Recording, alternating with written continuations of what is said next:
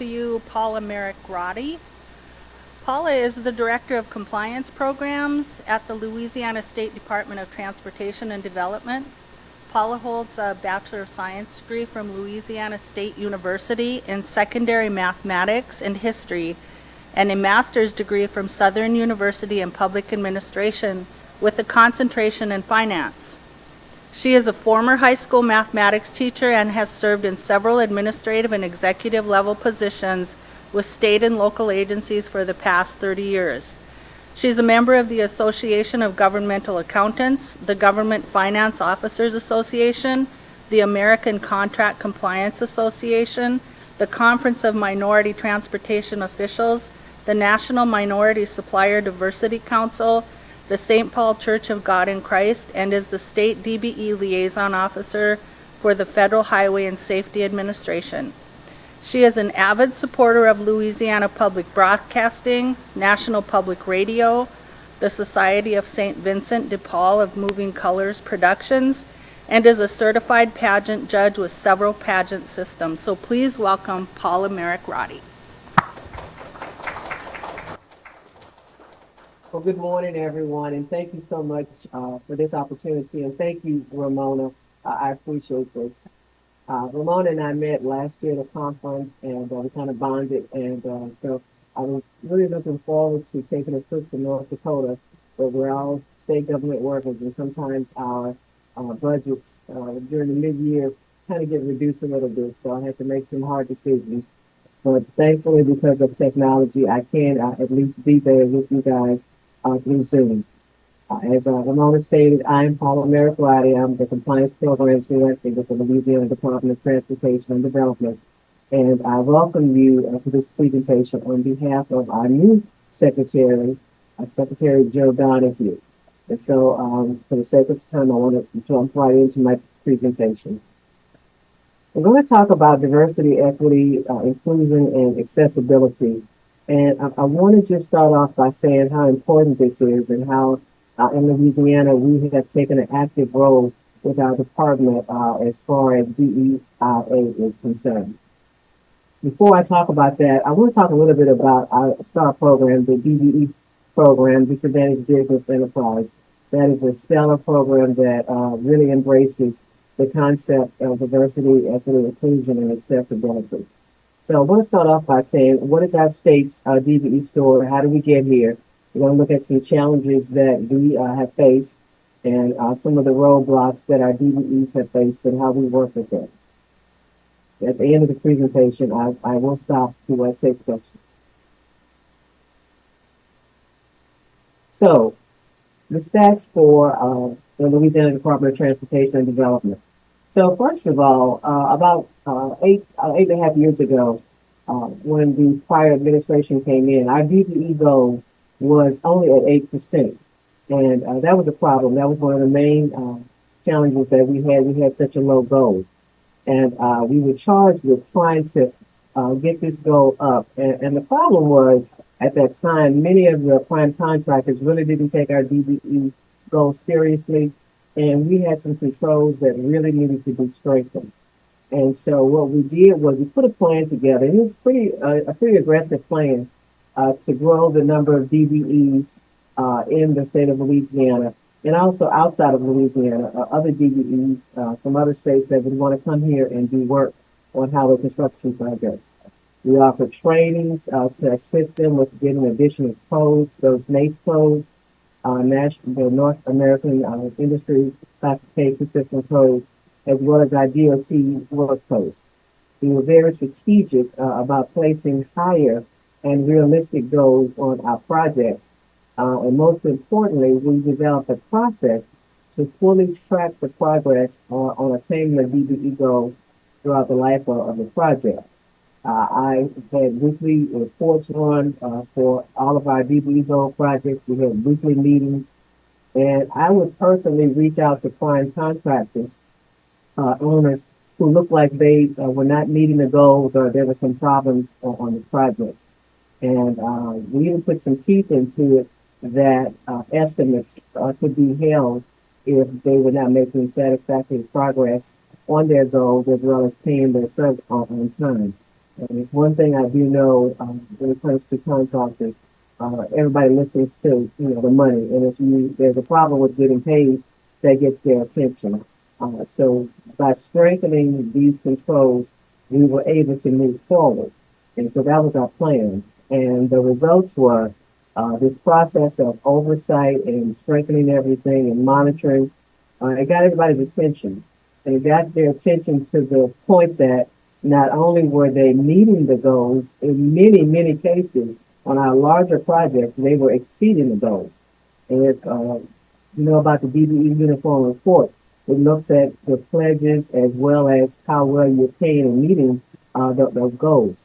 And so for the last 8 years, that our DBE goals started to grow, our department goals grew, and we actually exceeded our department goals. It wasn't a case of us not meeting the goals anymore. And so now we are on track. And that was the first time ever in department history that we exceeded that goal. So we're on track now. We're currently at 16.7%. And we are on track, and we're very hopeful that we can grow this program, and our goal can get up to 20%. So if we look at Louisiana, some of the challenges that we have, and as I did my research on this, we're really not that high. We're kind of far down when it comes to looking at the rural side versus the urban side. But approximately 30% of Louisiana is rural systems. And so one of the challenges that we face, we have 9 districts across the state. And the majority of our DBEs are concentrated in just 2 districts, and that is in the lower part of the state in the New Orleans and Hammond region. And so that has been a significant challenge for us because for the rest of the state, we don't have that many DBEs. They're really scattered. And so along with our supportive services consultants, we have been really aggressively trying to grow the number of DBEs in the central to northern part of the state. And one of the things that we're really encouraging DBEs is to get expertise in bridges, bridge repair, associated work items for bridges, electrical, as well as surveying. And one of the main pushes behind that is because of the infrastructure bill, the bipartisan infrastructure law. A good part of that money is going to be devoted toward bridge replacement and bridge repair. And so if I can get more DBEs certified in those areas, I can put higher goals on those bridge projects that will again attract more work for DBEs. And so that was one of the areas that we saw that was very much lacking as far as DBE participation. And another thing we're doing is we're working on the mindset. There is a different mindset between the rural contractors and the urban contractors. We're really trying to work with our rural contractors to make them more aggressive as far as wanting to work with our DBE community, as well as offering mentor protege types of opportunities. And we partner with the Association of General Contractors, our Louisiana chapter, to assist us with that endeavor. Again, changing that mindset and working with the DBEs, because when they work together, you have a good workforce pool to pull from. We found that in the urban areas, they're very much receptive to that, but sometimes in the rural areas, you have to work a little bit harder to earn that trust and get that across to them. So one of the other roadblocks that we're looking at when it comes just to DBEs trying to navigate working with the LADOTD. The LADOTD is daunting. It is very intimidating. If you look at our website, our processes, lettings, other components that go along with doing business with DOTD, our internal policies and rules dealing with prime contractors. Again, it can be very intimidating for DBEs. And so one of the things that we've been doing is offering webinars, small group webinars, trainings, just to train on how to navigate our website. We've had meet and greet events and opportunities between primes and subcontractors. We also have Q&A sessions where DBEs can tell us what are the problems specifically that they're facing with prime contractors, as well as with some of our internal policies. And on the opposite side, we've had Q&A meetings with prime contractors only to see what are their problems that they're having with DBEs and again with department policies and rules. Sometimes some of those policies and rules can be addressed to be changed or modified. Sometimes it's based on a federal regulation, so there's not much we can do about that. However, we have tried to offer alternatives or workarounds to help them with some of those departmental policies and rules. And so what we found is the companies that keep on coming back and are engaged in the process are doing much better on the other end because now they're not so intimidated by our processes and our websites. All right. This again, that was an overview on our DBE program, how we're helping our DBEs navigate things and be more have more accessibility. So if we jump right into the DEIA part of my presentation, I'm going to go through a couple of different scenarios here. So what does DEIA mean as far as transportation? So if you look at hiring, the projects, public access, connecting our audiences, where are you? Where are we? Accommodations. You know, in the hiring process, we always want to make sure we are hiring the best, but you want to have an inclusive as well as a diverse, a diverse pool of applicants, and as well as your staff. You know, briefly speaking, just in general, when it comes to transportation, diversity, equity, inclusion, and accessibility, it can be defined as a situation where a particular mode of travel is safe, secure, and improves mobility and accessibility, fairly enabling all people to participate in a socioeconomic and successful life.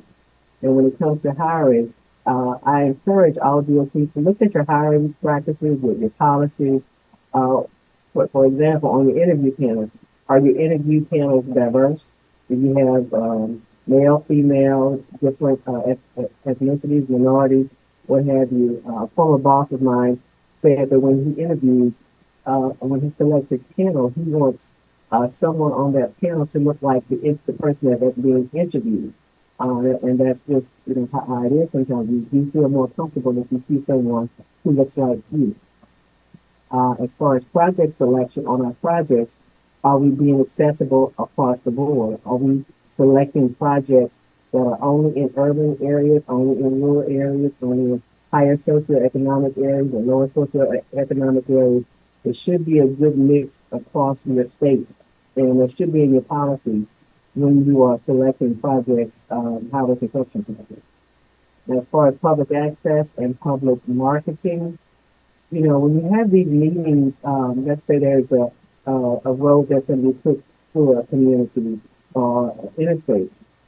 Are you having these public meetings that are very inclusive for everybody in the area? Are you having the meetings during times where people can get to the meetings? If you're having a meeting at 12 o'clock during the day, some people who are working folks cannot get to a meeting during the daytime. They can only come in the evening, or maybe they can only come on the weekend. Are you going to where they are? Are you going to their community or organizations? Are you going to their churches? When you are having these meetings, do you have translators there? Do you have people who can speak to folks who are hearing impaired? Do you have things in Braille for sight impaired? Is it an area where it's easily accessible to anybody that's in a wheelchair? Is everything inclusive as far as it's an area where it's well lit, it's easy to get to, and things like that? Are you connecting with all audiences, or are you only going to certain organizations? You have to kind of reach people where they are. Not everybody watches the news, not everybody listens to the radio, but everybody maybe does go to a grocery store. So how are you doing your outreach to make sure you are including everybody in the particular or affected community? Are you looking at various perspectives before you make these decisions and taking into account how everyone feels in a particular community about what you are planning to do? And again, I spoke about accommodations. Many times we will say things are accommodated.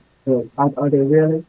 Is the ramp for someone who's in a wheelchair or who has limited mobility, who's on a walker? If that ramp is at the far end of a building and the meeting room is at the other end, have we really taken those things into consideration? Is that really accommodating someone? I had an incident where we had to bring some materials into a building, and we had one of those wagons, and we would pull in the wagon, and it was fine. We pulled up to the building, we had an overhang, and we got the wagon out. And it occurred to me that when we pulled up onto the ramp, when we had to walk around the ramp was not covered, and it was cloudy that day. There was a chance of rain, and I thought, if somebody were in a wheelchair, you can get out where it's covered, but you have to walk and get in the rain again before you can access the building.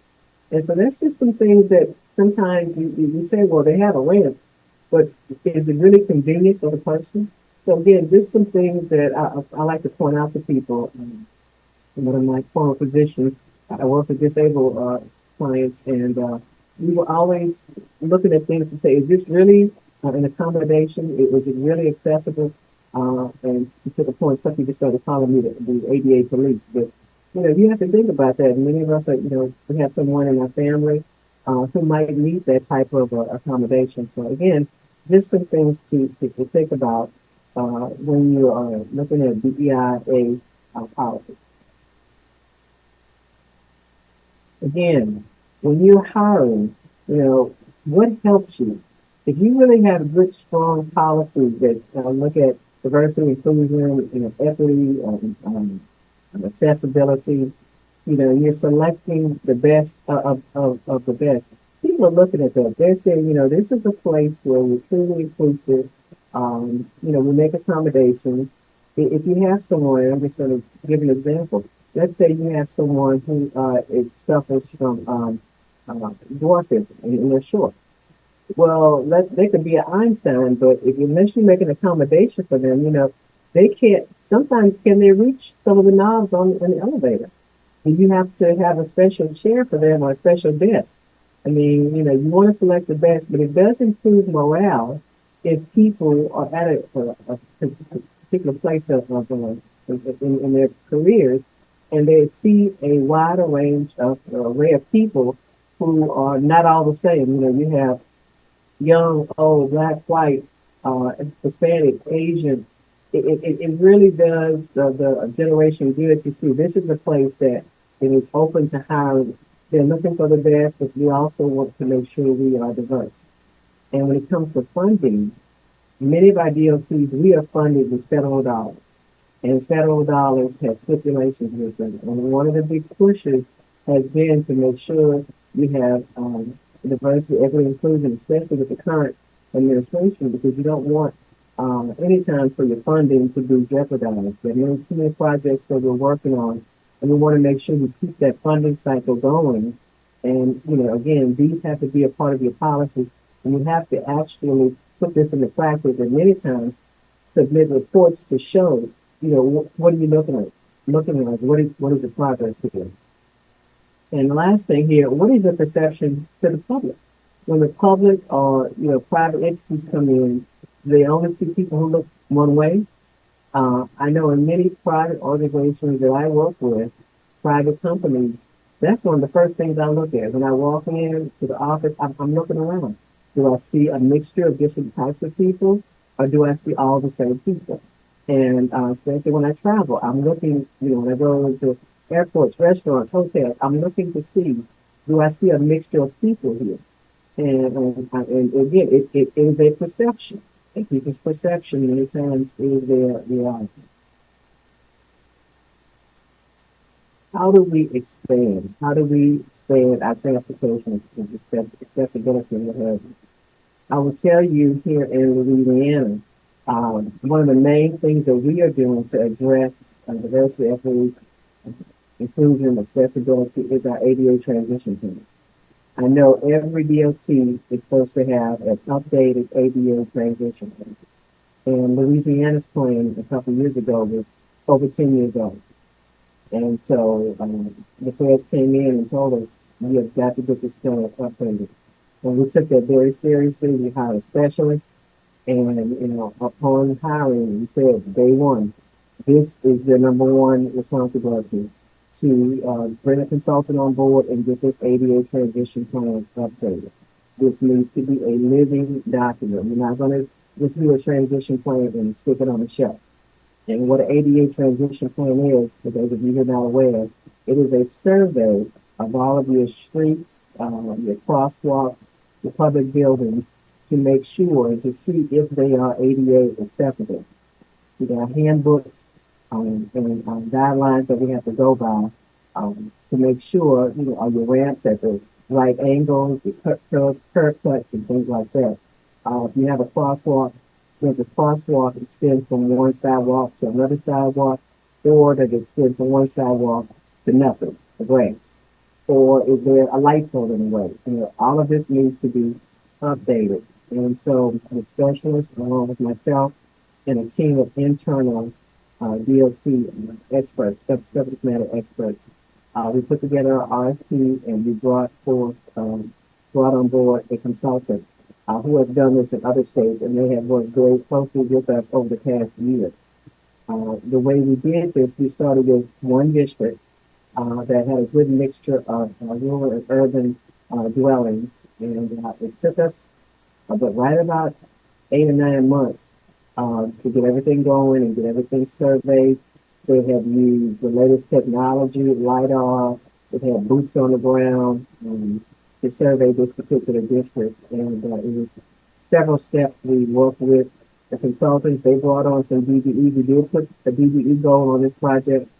They worked with the internal folks. We worked with our particular district folks. We had an ADA liaison that is our one point of contact for that district. We had several in-person meetings, and it's really fascinating the way they can go out and look at intersections and see what the problem is, and that everything has been scored and rated. And so now we are at the end of that pilot project for this particular district. And now this will be used to go to our remaining 8 districts. Well, what we found was, since it's over 10 years old, you can imagine the price tag is pricey. It is looking like if we were to address everything that needs to be addressed, whether it's a high priority to a low priority, the price tag is right at $1 billion. And so the decisions that are being made going forward, we're definitely going to look at addressing those high priority areas. And the good thing is, of many of these projects, many of these priorities are already in some projects that we have on the shelf that are ready to go. So even though if we try to fix everything, it would be very pricey, at least we are trying to address some of the main high priority areas and get them up to speed. And also a win-win. We've been including the feds every step of the way. Our FHWA representative has been at all of our meetings, and update meetings, and what have you. And they see that we're making progress. So that's what they're looking for. They're not necessarily looking to say, okay, have it fixed by 2030. They're saying, show us your progress on this plan. And once we get everything done, every 2 years, we will go back and do a cursory update on the plan to see where we are. But this first effort is truly a deep dive into what's going on with the state of Louisiana. And as far as the losers, I counted that there are no losers, because we need to make everything accessible and bring it up to code, and just make sure we have a safe environment for our pedestrians and our constituents. I will leave you with this. So this is a paradox. This is a paradox. So, you have to look at, are your networks adequately joined together, for workers, for job opportunities? And that's an internal question that you can address through your internal policies. But in Louisiana, we're not just looking at one particular area. We're looking at the whole state. We want the whole state to be truly accessible to everyone, whether you live in a rural area, urban area, or whether you have public transportation or it's just private, it doesn't matter. We're trying to develop a plan that's strategic about addressing all of this. Equity, looking at your neighborhoods, your communities, all income levels. You know, you have to make transportation accessible and affordable to everyone, whether it's the person who's making minimum wage or the person who has a six-figure income. Everything needs to be affordable for that particular community. You know, inclusion, yeah. Unfortunately, we have had a lot of underserved communities being left out. And I'm really proud to say that we are truly addressing that with our policies, our internal policies, as well as for each district having a plan.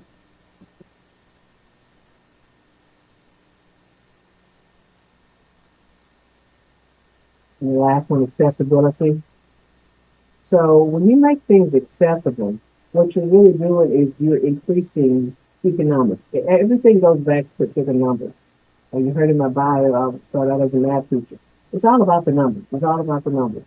You know, if you can make things more accessible to people, they have better opportunities to get to employment, better opportunities for, you know, to enhance their education.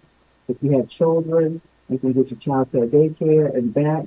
I mean, it all goes back to the numbers. It's all economics. Um, I know in our building, we have several people who have are in wheelchairs. And our public transportation system, I'll see it pulling up every morning, and the lift comes out. The person, you know, is able to access the building. The guy here to access the building, they are in good jobs, making money, and what have you.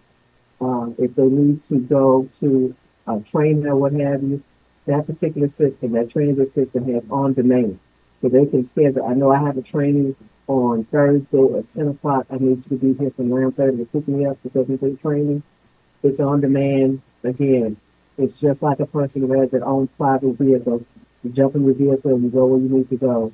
That's what we have here in Louisiana. And, I know here at our department, our transit section works very closely with each of the MPOs to make sure they have the latest buses and technology to help get people around.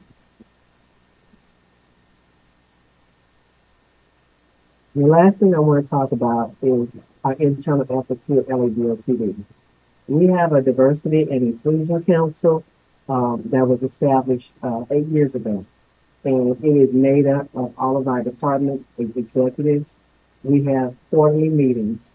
My section, my Title VII EO specialist, is the chairperson, and she gets the meetings together, the agenda. We have several goals that were established and objectives.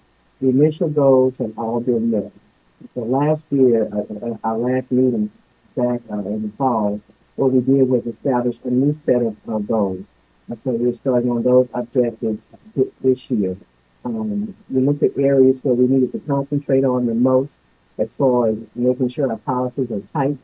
And also, we do report outs every other meeting. And so the main purpose of our DEI council was to create strategic accountability for results, provide governance and oversight on diversity efforts, and promote company-wide communication on that progress. You know, there are the 6 pillars of our Diversity and Inclusion Council: engage, equip, empower, embed, evaluate, and most importantly, we want to evolve.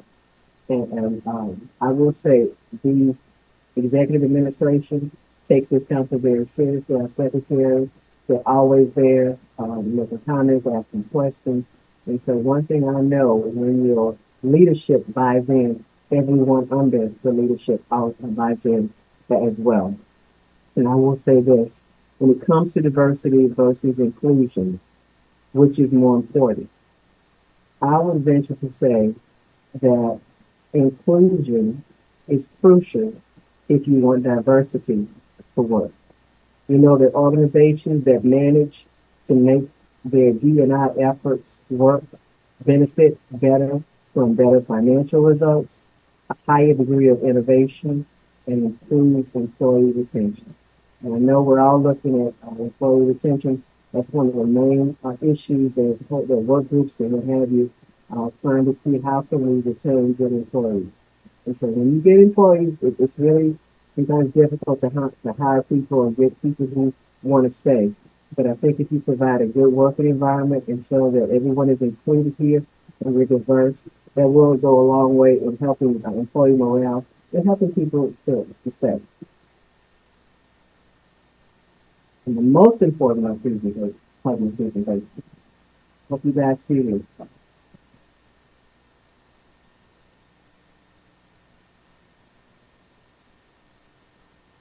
And that is all I have for my presentation. Thank you so much for your attention. And at this point, I'll entertain any questions that anyone might have.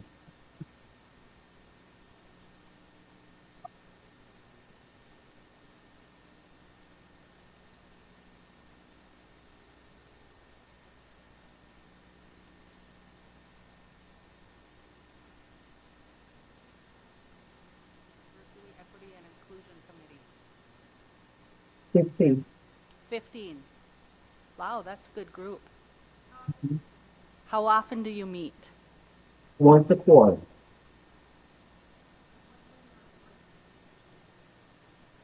And what kind of reports do you usually generate from that meeting? Of course, we have the minutes.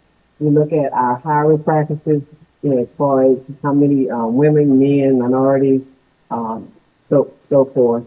And as far as our objectives, one of our objectives was to get this ADA plan, this transition plan going. And so the ADA specialist has been reporting out her progress every time.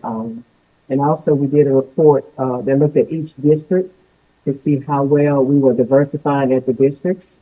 Um, Not as good as I wanted to see, but not as bad as I thought, as far as men and women. But, you're looking at the type of work.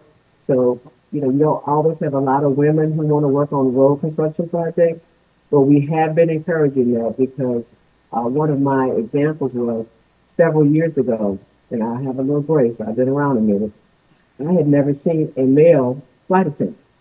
Well, now you see male flight attendants all over the place. You had never seen a male nurse.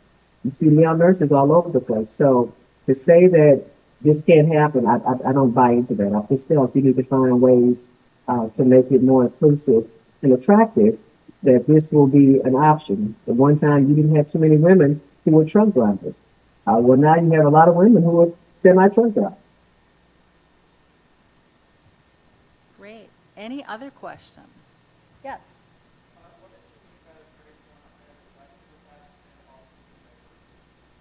Paula, what do you mean by the phrase you want to hire the best of the best, but also be diverse? I knew someone was going to answer that. So the best way I can say that is if you have people that look the same on paper, and you might need to diversify.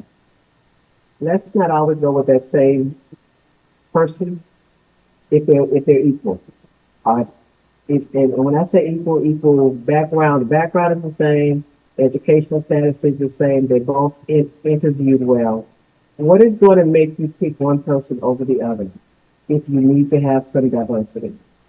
And I hope that answers it. That's always a little tricky because you don't want to get into the habit of reverse discrimination. Does that answer your question, or do we need to clarify a little bit for you? Well, I would say based on Merrick and how well he did his job, rather than what race and sex is. That is correct.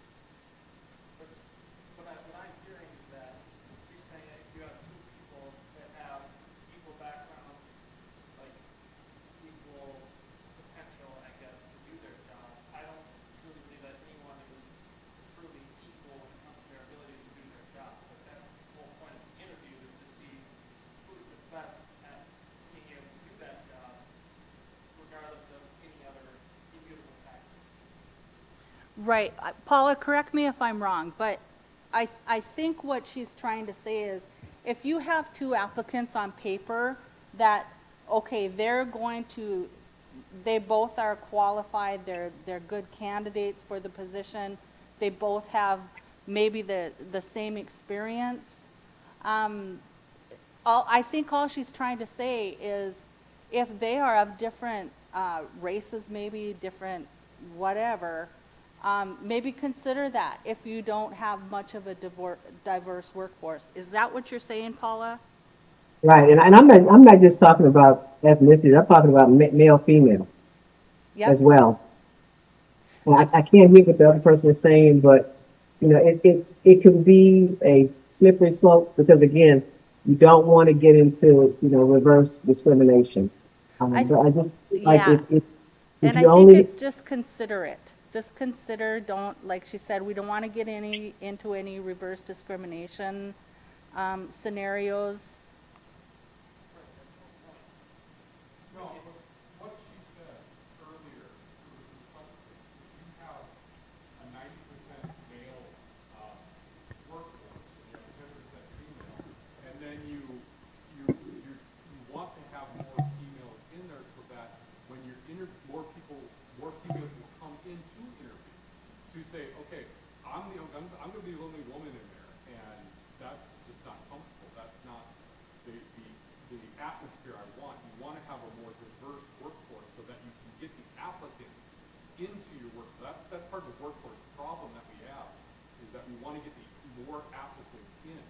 You don't want to cut out 50% of the population just because we're the construction. You know, we're in construction and it's male dominated just because males like construction. But we're going to get that diversity so that we can have more workforce. Did you hear any of that, Paula? I think you didn't hear any of it. Okay. I'm not going to try to repeat it all, but he basically said we want to try to have a more diverse workforce in the department. And I'll just mention the DOT has had hiring goals for many years. So we do a lot of work with HR, with HRMS statewide. And we are at a point in the DOT where we don't have hiring goals anymore because there is no disparity in our workforce. And I think that's where everyone wants to be at some point. And that's kind of the whole point of this is, and I love what Paula mentioned earlier about, I know the DOT is really, and I can't speak for every division or district, but when we hire someone, when we interview someone, it's usually a supervisor, a manager, someone in that team that's going to be working with them. Well, I think Paula made an excellent point. And usually we get to see the resumes, we get to see photos. If you see a person of color, a different ethnic background interviewing, hey, pull somebody in from the DOT with that same ethnicity, that same background. And I know if I walked into an interview and I was being interviewed by people of a complete different ethnicity and there was nobody that looked like me, no matter where I come from, I'm going to be uncomfortable. But if I walk in and if I see someone that looks like me, same ethnic background, same, ethnicity, hey, I'm going to think to myself, hey, this department, is diverse. Why does that make you uncomfortable? I think it's just human nature. I guess as far as being uncomfortable, maybe I'll reword that. All it's saying to me is, hey, we're a pretty diverse crew here. We welcome everybody. We have all different races, ethnicities, backgrounds, If I'm being interviewed by all men, that might just take me back a little bit. If I'm being interviewed by all women, for instance. It's just perception, like Paula mentioned. Perception is big. It's a lot. and Ramona, Yes. let me just say this. I have noticed this. So when we have interview panels, and as you say, we get the applicants ahead of time. We know if it's a man or a woman, their ethnicity, what have you. We sit the interviewee at the head of the table, and the person that most closely looks like them or background, we sit that person to their right. So we play musical chairs, so to speak. And every interview I've been in, that interviewee, you can tell they're leaning toward that person who is more closely aligned with how they are, without fail, without fail. And it just brings, the interview is already anxiety. So, you know, if I'm seeing somebody who kind of looks like me, kind of talks like me, that's kind of bringing it down a little bit. And I just think you need to give the interviewee that option, and make sure your panel is diverse, because as you said, I mean, if you walk into a situation, and I have, where it's all men. I mean, I go back to college in math. It was all guys. I mean, not only was I the only woman, I was the only black person. I mean, Yeah. but, you know, and not everybody can function. You know, they get, ooh, wow, there's nobody in here that looks like me. But it's nice when you see someone, at least one other person, that you can, on a basic level, as you were saying, identify with. Right. And that goes the same with public meetings. If you're going to a public meeting or going to conduct a public meeting in a very different minority community, maybe take somebody, you know, with that same background, ethnicity, same minority population as where you're going. These are just little suggestions and ways to probably amp up the diversity in your workforce. This is pretty much the point of this presentation, I think. Am I right, Paula? Yes. It's not, we're not dictating anything. We're just offering suggestions. I wanted to share what we do here at LADOTD and how I really feel it has helped. And it also helps us just to understand other people's backgrounds and, you know, just on the really basic level. You know, we love to eat down here in Louisiana. And we'll talk about different recipes and, oh, well, this is how we, you know, do gumbo. Oh, really? I never thought about doing it that way. Just really basic. You can learn from each other. You'll find that you have so much more in common than we have as far as differences. Yeah. And North Dakota hasn't been very diverse, and we are getting into the phase where we're seeing all different kinds of diversity everywhere. So it does, and she made a good point there. It helps us understand them. You know, it helps us, if I go into a minority community for a public meeting and I don't know much about them, then that's going to help me. That's going to help me learn about them also. Yes. Isn't it true that when you have a more diverse workforce, that helps the company move forward, have more success? Is it true, Paula, with a more diverse workforce that helps the company move forward and have success? I would agree with that statement. I would definitely agree with that statement, because I think, especially when you're looking at private companies that come in, they're looking to see who's sitting at the table, you know, because private companies are really buying into this. When I go to many big cities, I mean, that's all I see is all different types of people, all different types of languages, and it's fascinating. So I really do think, yes, it does improve. I really buy into that. Any other questions for Paula? Okay, well, I myself think that was fabulous, Paula, and she is a very, very busy woman, so let's give her a really, really big round of applause for taking time. Thank you so much, Paula, and we will talk soon. Yes, thank you. And I also definitely want to thank your technicians, because we had a great run through and everything, no hiccups. Yay. Thank you, Livewire, too. Right. Thank you, Paula. Bye-bye. Bye.